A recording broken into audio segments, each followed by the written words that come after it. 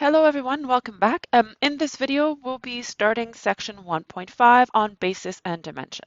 The goal of the whole section is to determine an efficient set of generators for a vector space V or a subspace W of a vector space V and define their dimensions.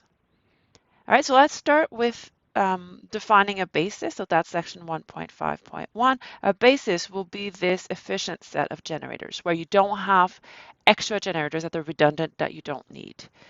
All right, so we want to define the notion of basis and see some important examples. All right, so first I want to show you an example in R3 so we can get the geometry involved. All right, so here's a set S of three vectors in R3. Now, if you get three vectors in R3 and you take the span, you expect to get all of R3. And for most set of three elements, that's what you'll get. Let's see what we get in this case. Show that S is linearly dependent by writing W as a linear combination of U and V. All right, so we want W to be equal to A times 2 minus 1, 3, plus B times 4, 1, 3. We want this to be equal to W. We get a linear system with these columns and 2, 2, 0.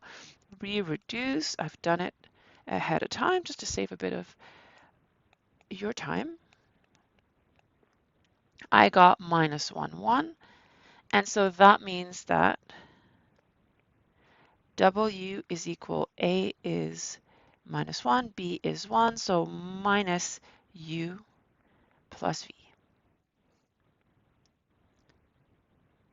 All right, so we have written W as a linear combination of U and V, and so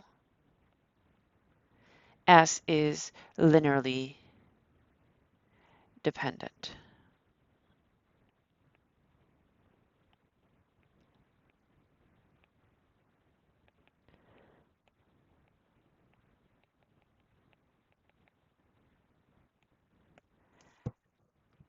All right. Now we're asked to explain why the span of just U and V is equal to the span of S. So really, once we've written W as a linear combination of U and V, then W is in the span of U and V.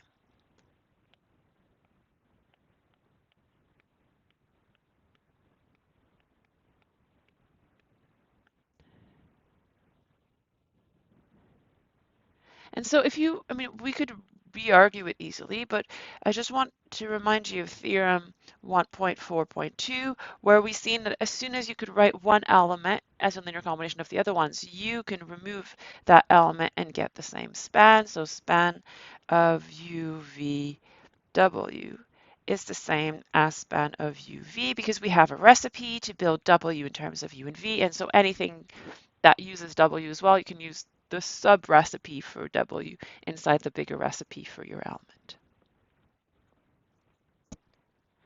All right, now in the last case, we want to find condition that ensures that X, Y, and Z are in span of S, and I want to describe S geometrically.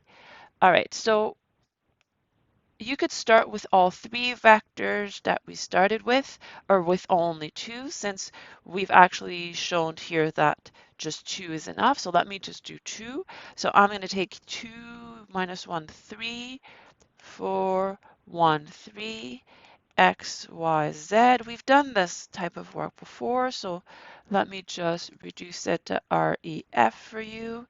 I got 1 minus 1 y minus y, sorry, 0, 6, x plus 2y, and 0, 0, z plus y minus x.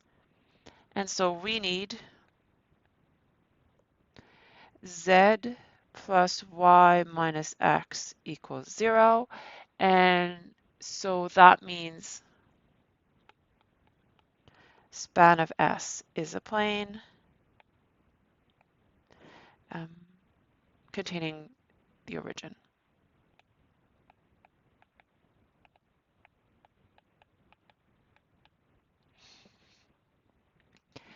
All right, so the point of this example is that because we have 3 generators in S, we expect span of S to be all of R3.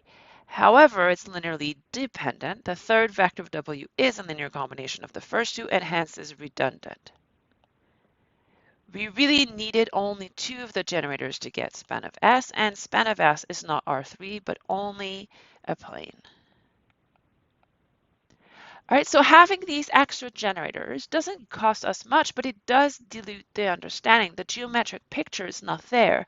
To actually get an idea of what the geometric object is, we really need to get rid of all the redundant vectors. Then the number of elements left tells us something about the object. So if I have 2 generators and that's the minimum I can get, then I have a plane. If I have 1 generator, I get a line. If I have 3, I get some sort of 3D space.